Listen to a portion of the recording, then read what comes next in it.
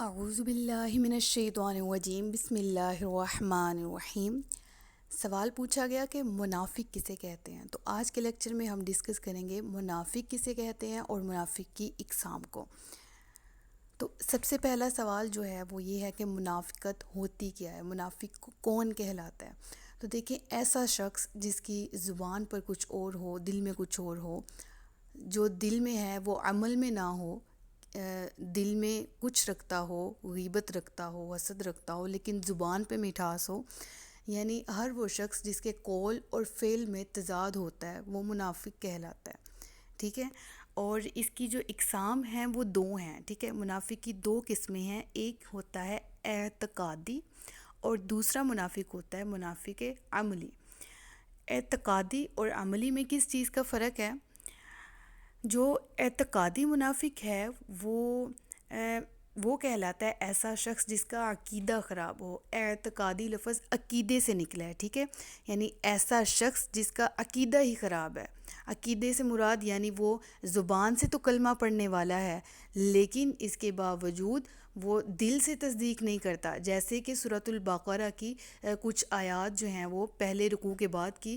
13 آیات جو ہیں اس میں بھی اللہ تبارک و تعالیٰ نے انہی قسم کے منافقین کا ذکر کیا، جو کہ زبان سے جو ہے وہ اقرار کرتے تھے کہ ہم مسلمان ہیں، لیکن دل سے ایمان نہیں لاتے تھے۔ گو کہ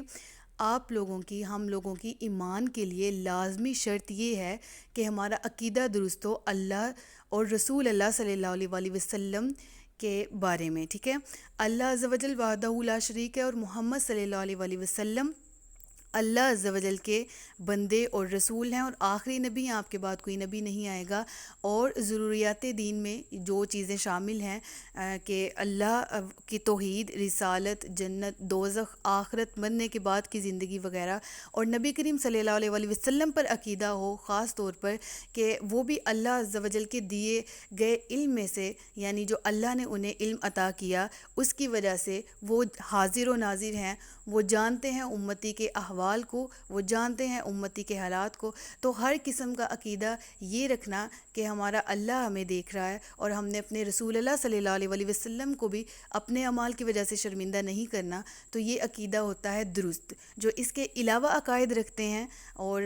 یہ ضروریات دین کیا ہوتے ہیں، اگر آپ کو نہیں پتہ تو پریویس ویڈیو میں میں نے یہی ایکسپلین کیا ہے کہ کفر کیا ہوتا ہے، اور اس میں منافقت کا بھی ذکر آ جاتا ہے، تو آپ وہ بھی لازمی دیکھیے گا۔ تو اعتقادی منافق کون؟ جس کا عقیدہ ہی خراب ہے، اسلام سے ریلیٹڈ وہ اسلام کو نہیں مانتا، اور وہ رسول اللہ کی تعلیمات کو نہیں مانتا، وہ رسول اللہ کے صحابیوں کو نہیں مانتا، یا وہ اللہ کو نہیں مانتا، یا اس کے علاوہ بہت سی چیزیں جو ضروریات دین میں شامل ہیں ان کو نہ ماننے والا شخص منافق کہلاتا ہے۔ یعنی وہ زبان سے تو کہے گا ہاں میں مانتا ہوں اپنے فائدے کے لیے، لیکن اگر وہ دل میں کہیں نہ کہیں کھوٹ رکھتا ہے، کہیں نہ کہیں شک رکھتا ہے، تو وہ منافق ہے۔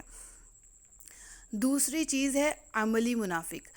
عملی منافق وہ ہوتا ہے جس کا عقیدہ تو درست ہوتا ہے، ٹھیک ہے، وہ مانتا ہے کہ اللہ ایک ہے، وہ نبی کریم صلی اللہ علیہ وسلم کو آخری نبی مانتا ہے وغیرہ وغیرہ، ضروریات دین میں جتنی بھی چیزیں آ جاتی ہیں وہ سب کا اقرار تو کرنے والا ہے، ٹھیک ہے، مسلمان ہے، لیکن اس کی عادات منافقین والی ہوں، ٹھیک ہے نا، یعنی مسلمان ہو کر وہ منافقین والی عادات والا حامل ہو، ٹھیک ہے، اس کا حامل ہو۔ جیسے کہ منافقین کی عادات ہیں کہ چغلی کرتے ہیں، جب کسی ایک گروپ میں بیٹھے ہوں تو اس کی باتیں کرتے ہیں، اور جب وہاں سے اٹھ کے جاتے ہیں دوسرے گروہ میں تو وہاں جا کے اس سے پچھلے گروپ کے خلاف باتیں کرتے ہیں، ٹھیک ہے، چغلی کرنا اور وغیرہ وغیرہ، اس طرح کی عادات جو ہیں وہ منافقین سے ملتی ہیں، جس کے بارے میں رسول اللہ صلی اللہ علیہ وسلم جو ہیں انہوں نے بخاری شریف میں بھی ایک حدیث ہے، رسول اللہ صلی اللہ علیہ وسلم نے منافق بندے کی جو ہے وہ نشانیاں بتائی ہیں، اور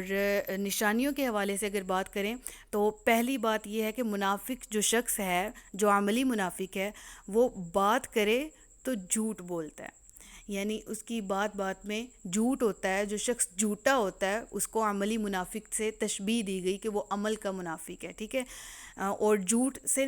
گریز کرنا ہے، جھوٹ نہیں بولنا، ٹھیک ہے، کیونکہ اللہ تبارک و تعالیٰ نے بھی قرآن مجید میں فرمایا ہے کہ لعنت اللہ علی الکاذبین، جھوٹوں پر اللہ کی لعنت ہے، استغفر اللہ۔ تو ہمیں جھوٹ نہیں بولنا چاہیے تاکہ ہم عملی منافقت کی کیٹیگری سے باہر آ جائیں۔ مسلمان ہونے کے باوجود اگر جھوٹ بولیں گے تو ہم بھی منافق کہلائیں گے۔ دوسرے نمبر پہ امانت میں خیانت کرنے والا، جب کوئی امانت رکھوائی جاتی ہے اور اس میں خیانت کرنا، خواہ وہ کسی کا راز ہو آپ کے پاس، کہ کسی نے آپ سے اپنا راز شیئر کیا، آپ نے اس میں خیانت کر دی، آگے کسی کو بتا دیا، اور یہ بھی راز میں خیانت آ جاتی ہے، ٹھیک ہے۔ کسی نے پیسے رکھوائے ہیں، کسی نے کوئی چیز قیمتی رکھوائی ہے، تو اس کو اسی پوزیشن میں اس کو واپس نہ کرنا جس پوزیشن میں آپ کو دی گئی تھی، تو یہ ساری چیزیں کیا کہلاتی ہیں؟ امانت میں خیانت۔ تو امانت کسی بھی قسم کی ہو سکتی ہے، اور دینے والا اگر آپ کو دیتا ہے تو آپ کو اس کی پوری پوری حفاظت کرنی چاہیے، ٹھیک ہے۔ اور اگر آپ نہیں کریں گے تو یہ بھی منافقت کی دوسری نشانی ہے کہ اگر آپ کو امانت دی جاتی ہے تو آپ اس میں خیانت کرتے ہیں، تو جو شخص ایسا کرتا ہے وہ بھی منافق ہے۔ تیسرا،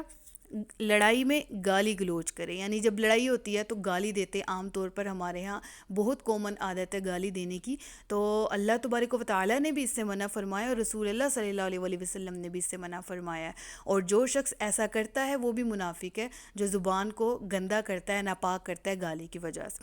اور چوتھے نمبر پہ ہے وعدہ خلافی کرنے والا۔ دیکھیں، وعدہ خلافی ہمارے ہاں بہت عام ہے، میں آپ کو عام طور پہ اگزامپل دے دوں گی، ہم مذاق میں ہی عام طور پر کہہ دیتے ہیں کہ ہاں وعدہ رہا تم ادھر ہی کھڑی رہو میں ابھی آتی ہوں، یا وعدہ رہا میں تمہارے بغیر اس جگہ پر نہیں جاؤں گی۔ تو ہم چھوٹی چھوٹی بات پہ وعدہ رہا، پکا وعدہ رہا، یہ کہہ دیتے ہیں، زبان سے پکا عہد لے لیتے ہیں، اگلے سے کر لیتے ہیں، اور اس کے باوجود ہم نہیں اس پر عمل کرتے۔ تو خدا را اس چیز کو دیکھا کریں کہ اگر وعدہ کیا ہے تو اس کو پورا کرنا ہے، ٹھیک ہے۔ تو جو وعدہ کرتا ہے کسی مسلمان بھائی سے اور کسی سے بھی کہ عہد لیتا ہے یا عہد کرتا ہے، کچھ معاملہ طے کرتے ہیں، تو پھر ان کو پورا کرنا چاہیے۔ اگر آپ نہیں کرتے تو پھر آپ منافقین کی کیٹیگری میں ہی آ جاتے ہیں۔ تو اللہ تعالیٰ سے دعا ہے کہ اللہ تبارک و تعالیٰ ہم سب کو منافقت سے بچائے، اور اپنی رضا میں ہمیں اللہ تبارک و تعالیٰ کی رضا عطا فرمائے، اور ہم سے راضی ہو جائے، اور ہم سے ہر وہ کام سے ہمیں دور رکھے جس سے اللہ تعالیٰ نے دور رہنے کا حکم دیا ہے۔ وما علینا الا البلاغ المبین۔